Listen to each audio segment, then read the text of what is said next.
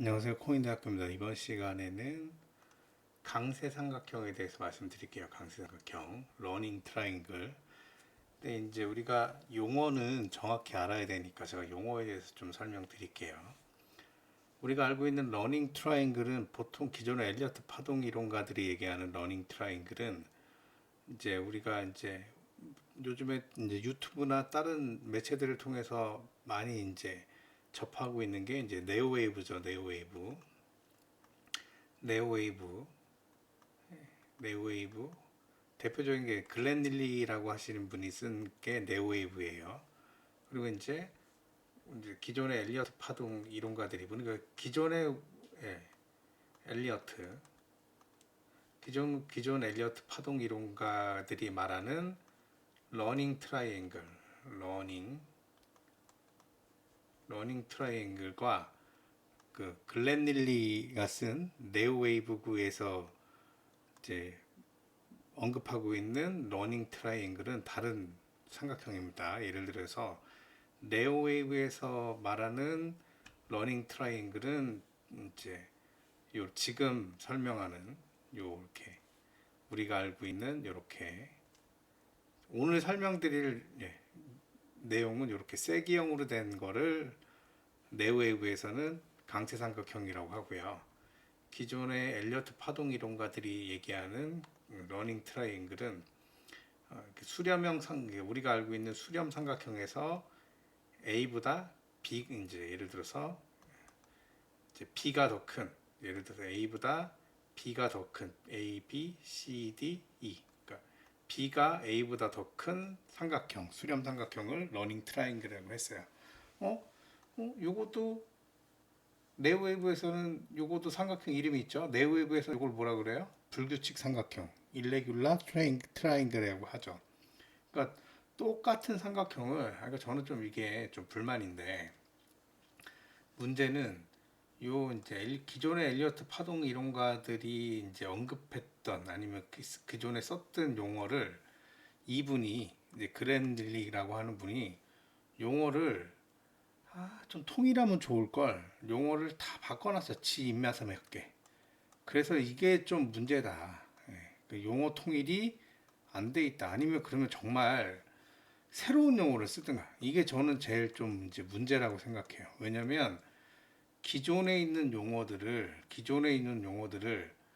아예 다른 말로 쓰든가. 아니면 기존에 있는 용어 그림과 같은 용어를 쓰고 추가된 거를 다른 용어를 만들든가. 아니 기존 용어를 똑같이 쓰면서 그림을 서로 뒤바꿔 놓으니까 지금 이제 문제는 공부하는 분들이 너무 헷갈리게 해놨다. 이게 저는 그랜리라고 하는 분이 가장 잘못한 이론을 정립하면서 가장 저는 실수한 부분이 아닐까라고 생각을 해요. 저 개인적으로는. 그게 뭐냐? 공부를 쉽게 만들 수 있는 공부를 그냥 쓸데없이 어렵게 만들어 놨다. 사실 한 2달에서 3달 정도 공부를 빡세게 하면 좀 쉽게 접할 수 있는 내용일 수도 있는데 이 용어를 거지처럼 세팅을 하는 바람에 쓸데없는 공부를 더하게 만들었다. 이게 이제 글렌 릴리 네오웨이브의 가장 큰 단점이에요. 다시 설명드리면 이 강세 삼각형은 기존의 엘리어트 파동 이론가들이 얘기하는 A가 좀 작고 B가 큰 이런 수렴 삼각형을 우리가 이제 러닝 트라이앵글이라고 해요. 기존 엘리어트 파동 이론가들은.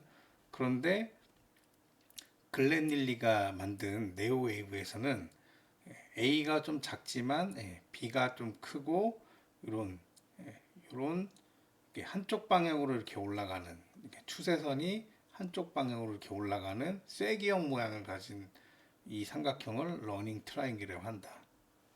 그리고 요 모양을 네오웨이브 글렌 릴리는 요 모양을 불규칙이라고 한다. 불규칙 삼각형이라고 이름 붙였다. 그리고 이게 뭐 일레귤라라고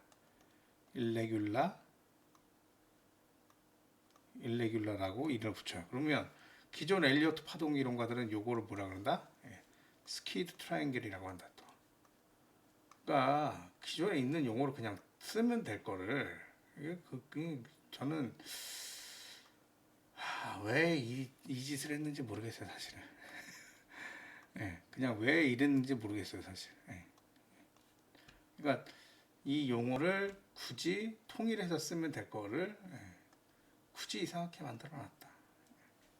아시겠죠? 아무튼 강세삼각형은 기존 엘리어트 파동 이론가들은 요거를 강세삼각형이라고 했고 네오웨이브에서는 요거를 강세삼각형이라고 했다. 그 다음에 네오웨이브에서는 요 모양을 네오웨이브에서는 다시 설명드리면 요 모양을 강세삼각형이라고 했고 네오웨이브에서는 요 모양을 뭐라고 했다? 불규칙이라고 했다. 아시겠죠? 기존 엘리어트 파동 이론가들은 기존 엘리어트 파동 이론가들은 요 모양을 강세삼각형이라고 했고 요 모양을 스퀴드 트라이앵글이라고 했다. 기울어진 삼각형이라고 했다. 그러니까 이미 이름 다 서로 있었는데 아예 이름 저 같으면 새로 붙였을 것 같아요. 새로.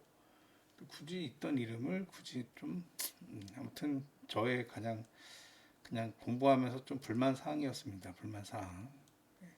어쨌든 이제 설명을 드리는데 이제 저는 좀 이제 그래도 네오웨이브의 장점은 뭐냐? 요거를 좀 더 자세하게 요 이제 안에 소파동이나 이런 이 원칙들이나 이런 통계 자료들을 좀 더 정립을 누가 잘했다? 글렌 릴리라고 하시는 분이 좀 더 잘했다. 이게 이제 뭐 이제 기존에 흩어져 있던 내용들을 또 이제 통계를 돌리고 본인이 더 많은 자료들을 수집해서 통계를 돌리고 자료를 더 많이 이제 모아서 더 이제 정립을 한 게 이제 네오웨이브인데 요런 이 내부 파동이 모양이나 이 통계 이 이제 비율이나 이런 것들을 더 많이 네오웨이브 글렌 릴리가 좀 더 많이 자료를 모았다. 그래서 이제 요 비율이나 이런 것들은 그 글렌 릴리가 쓴 네오웨이브에 있는 내용을 중심으로 제가 설명을 드릴게요. 그래서 이제 다시 본론으로 들어가겠습니다. 이걸 지우고. 그래서 우선 강세삼각형 이제 어쨌든 키포인트는 뭐냐? 이렇게 추세선이 한쪽 방향으로 위로 이제 보통 우리가 삼각형은 이런 모양이잖아요. 위쪽 추세선은 아래로 가든가 아래쪽 추세선은 위로 가는 게 보통 삼각형의 이제 이런 모양이잖아요. 그죠? 근데 둘 다 추세선이 한쪽 방향으로 가는 거예요. 아니면 이 방향으로 이렇게 가든가. 그죠? 추세선이 같은 방향으로 간다. 그래서 세기형이다. 네, 스키드라는 뜻이 뭐냐? 기울어져 있다. 이런 뜻이에요. 결국 세기 모양이다. 비슷한 뜻인데, 그러니까 스키드 트라이앵글, 어찌됐든 이제 이게 이제 강세삼각형이라고 한다. 이제 그거가 왜 이런 모양이 나오냐? 결국은 이 삼각형의 내부 파동, 삼각형은 어찌됐든 조정파 다섯 개로 이루어진 거죠. 3, 3, 3, 3, 3 다섯 개 구조로 이루어졌는데 이 구조 자체가 B파가 가장 길고 C파가 B파보다 작고 D파가 다시 C파보다 길어졌을 때 이런 모양이 나와요. 다시 설명드리면 B파가 가장 길고 그 다음 파가 C파가 B파보다 다시 짧고 그 다음 D파가 C파보다 다시 길어졌을 때 어떤 모양이 나온다? 이런 세기형 모양이 나온다. 키포인트가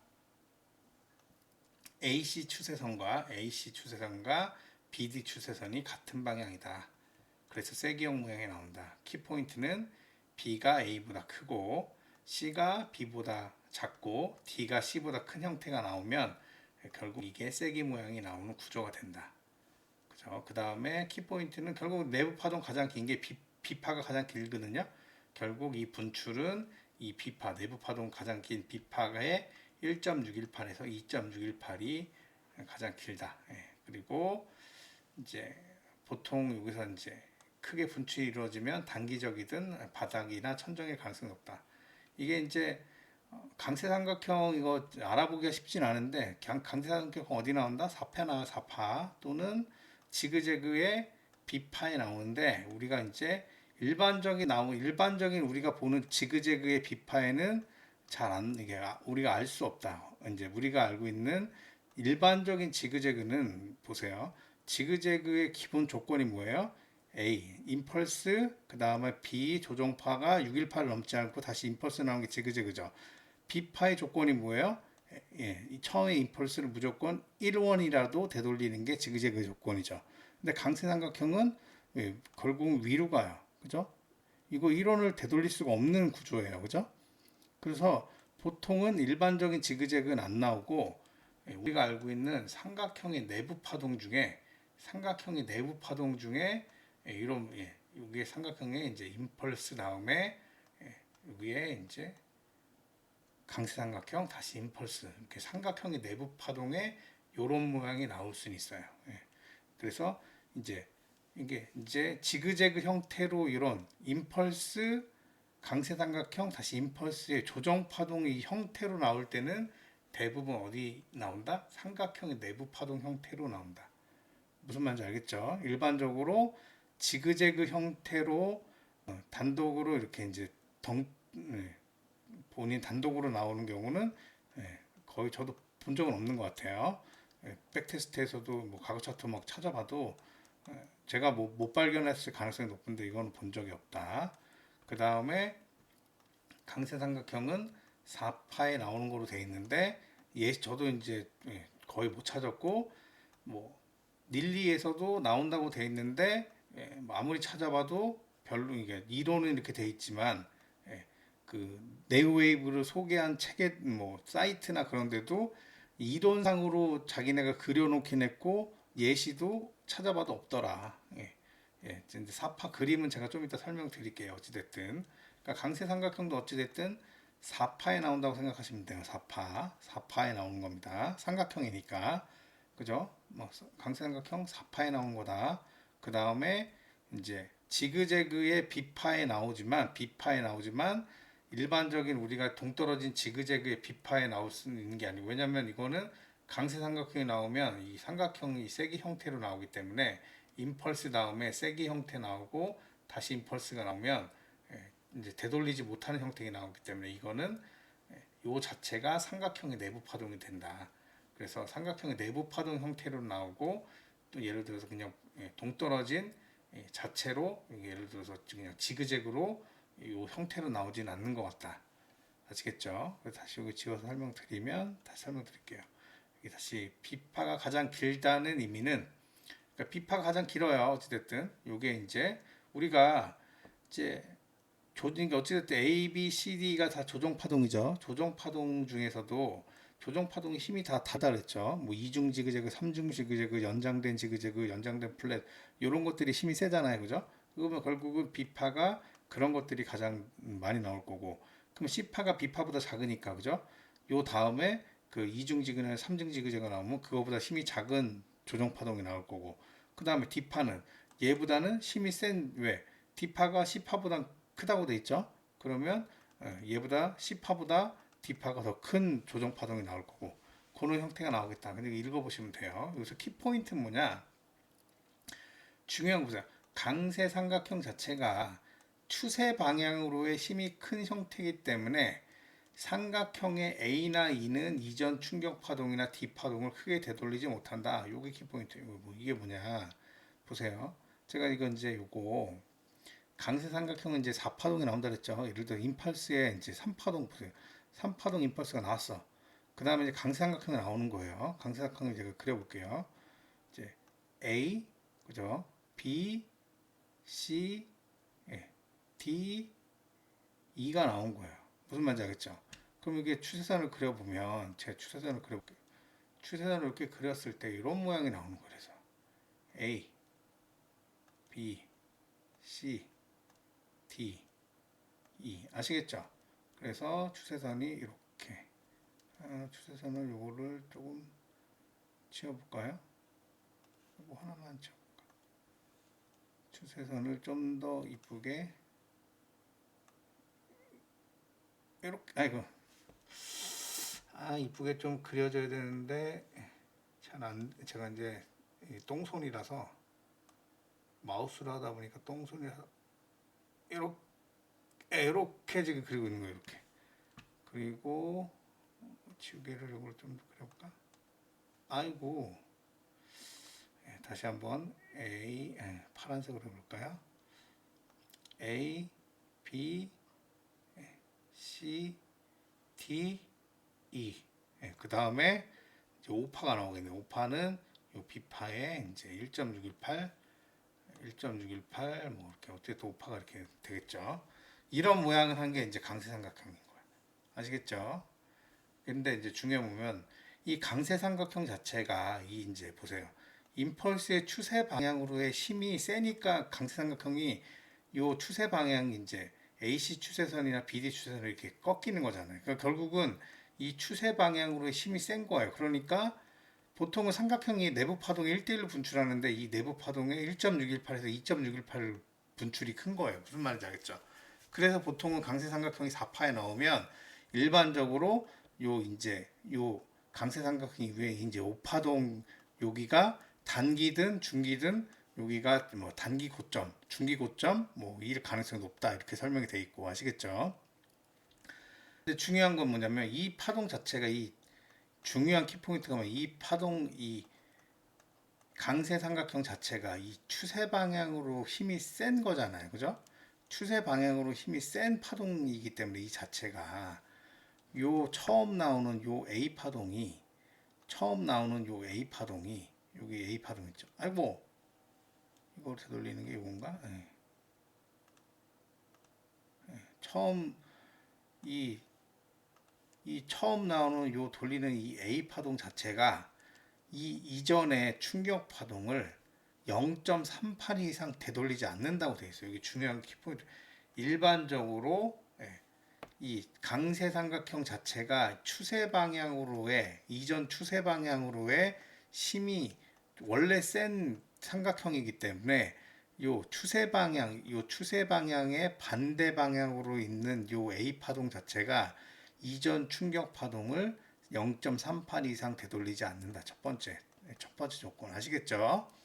그 다음 두 번째, 그러면 또 그러니까 요 B 파동이 가장 크고 그 다음에 C도 B를 완전히 되돌리지 못하는 거예요. 그러니까 C도 B를 많이 되돌리지 못하니까 짧은 거예요.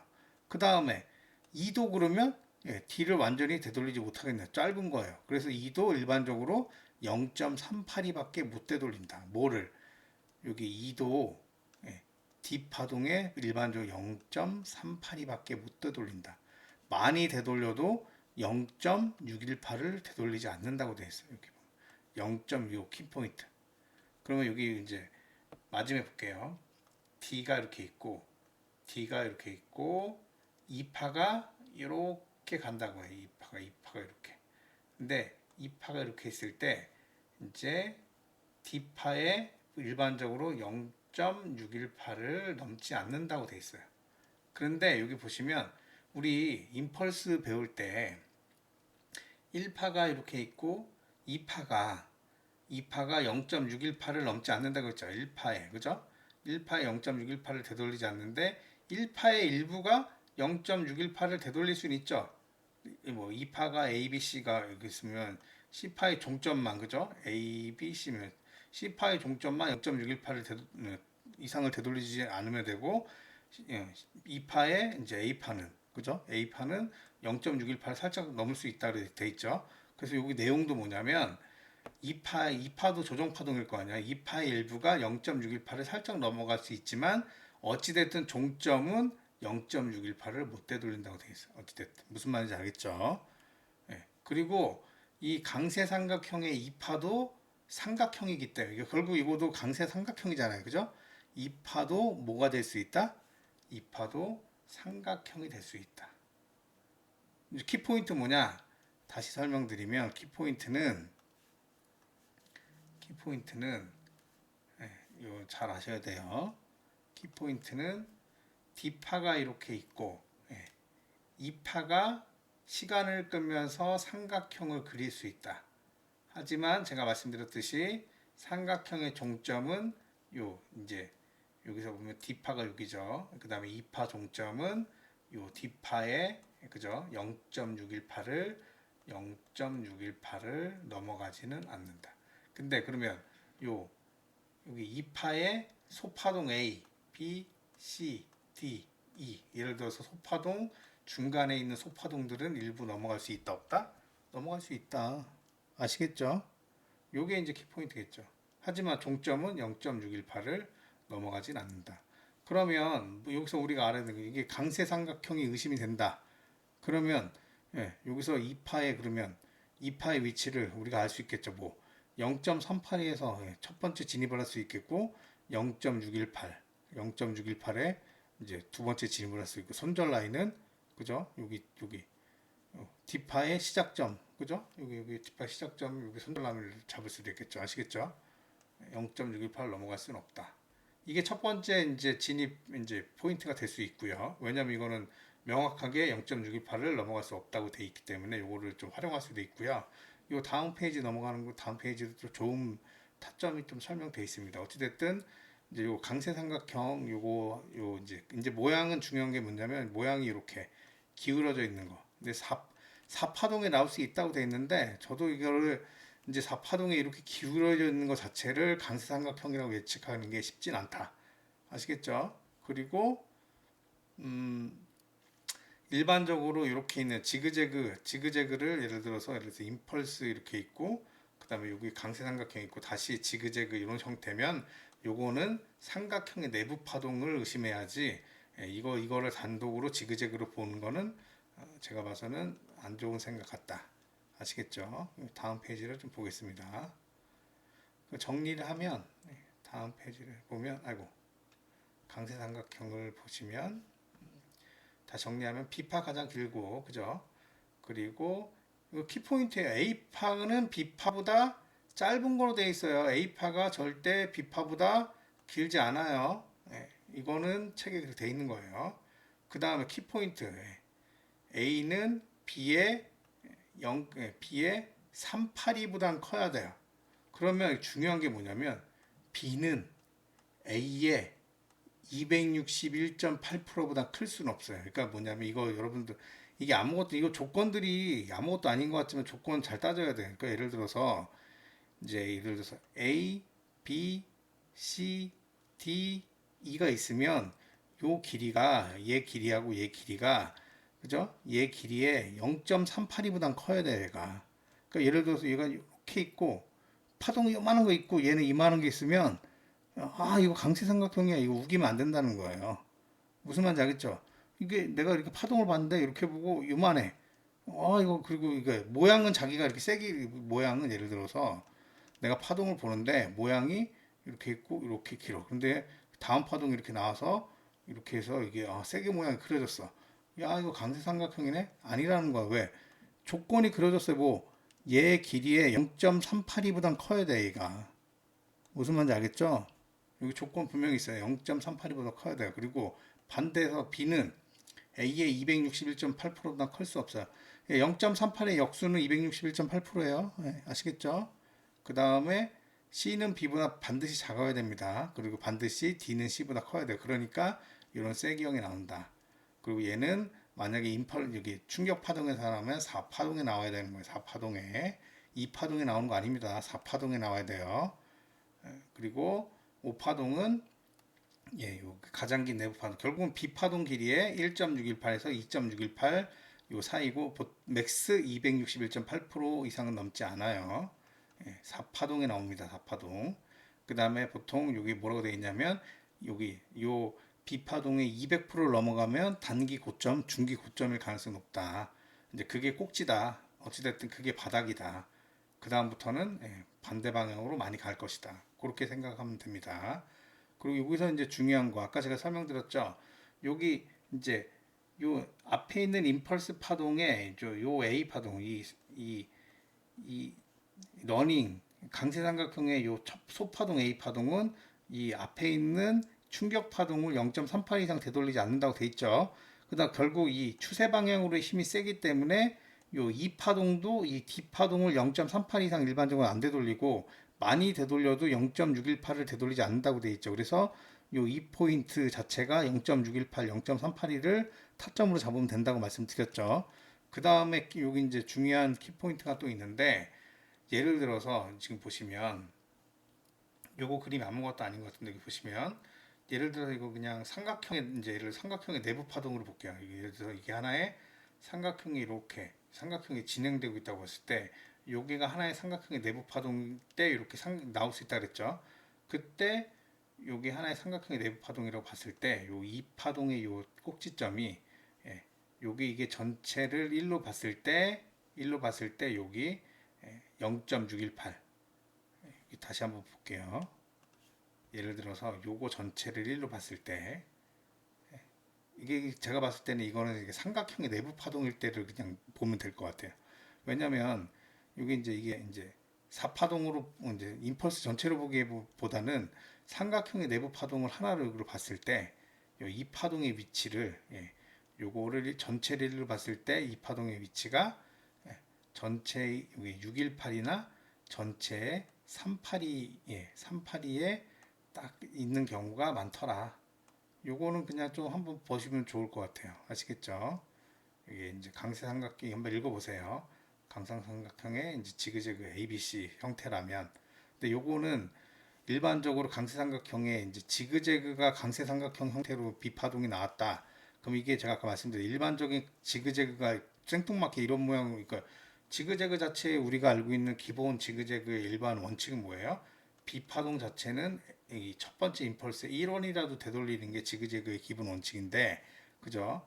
이거는 그래서 지그재그가 강세삼각형 안에 나오고 일반적 생뚱맞게 나오는 게 보다는 삼각형의 내부 파동일 때는 이걸 허용한다 그랬죠. 그래서 이거 일반적으로 삼각형의 내부 파동일 때로 보시면 될 것 같고, 그런 경우는 요 2파의 요 종점 위치가 요 전체를 1로 봤을 때 0.38이나 0.618 위치에 위치에 갖는 경우가 있더라. 그래서 이거는 뭐 나중에 요 타점들은 뭐 하모닉 같은 거를 이용하거나 아니면 요거를 좀 활용하면 좋을 것 같은데 저는 이거 활용될지 안 될지 잘 모르겠고요. 아무튼 저는 이게 만약에 4파동에 나올 때는 아까 좀 전에 설명드렸던 D파동의 0.38이나 0.618 특히 0.618 넘지 않는다는 건 활용하면 좋을 것 같은데 사실 4파동에 나온다고 돼 있지만 4파동에 약간 기울어진 이 삼각형을 이거를 강세 삼각형으로 예측해서 타점을 잡기 쉽지 이게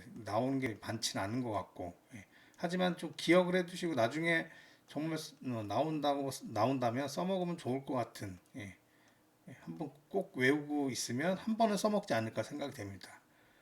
오늘 강세삼각형에 대해서 좀 말씀드렸는데요. 이게 이제 가장 중요한 거는 용어의 정리예요. 그러니까 다시 반복해서 말씀드리지만 이제 우리가 이제 어떤 서로 이제 대화를 하거나 어떤 이제 말을 전달할 때 용어의 통일이 가장 중요한데 이 네오웨이브가 이제 외국에서도 그렇고 정말 제가 봐서도 이제 그랜 릴리라고 하는 분이 되게 열심히 이제 수십 년 동안 자료를 모으고 되게 이제 제가 봐도 통계나 아니면 이론적으로 되게 완성이 잘 됐는데 되게 이제 생각보다 본인이 노력한 만큼보다 그만큼 각광을 못 받는 이유가 저는 그 용어 정리를 솔직히 말하면 좀 멍청하게 했다고 생각이 돼요. 왜냐면 기존에 쓰던 용어들을 통일하고 새로운 용어들을 아예 이제 기존에 있던 모양이 아닌 것들의 새로운 용어를 썼어야 되는데 기존 용어를 완전히 뒤집어 놓고 자기 이름으로 하니까 그러면 기존의 엘리어트 파동을 기존에 쓰던 사람들이 너무 헷갈리는 거예요, 제가 봐도. 그러니까 제가 봐서는 좀 뭐 이렇게 쓰는 사람들한테도 되게 오히려 더 헷갈리게 만드는 면이 없지 않아 있고 공부를 하는 입장으로도 쓸데없이 어렵게 만들어 놨다. 그리고 대부분 엘리어트 파동 이론을 먼저 공부하신 분들이 이제 네오웨이브나 릴리 이론을 다시 공부할 텐데 너무 그 용어에 대한 그 생각을 너무 이제 제가 봐서는 좀 대충한 거 아닌가라고 생각이 됩니다. 어찌됐든 강세삼각형에 대해서 다시 한번 제가 정리를 했는데 좀 도움이 되면 좋겠습니다. 오늘 이번 시간은 여기까지 하겠습니다. 감사합니다.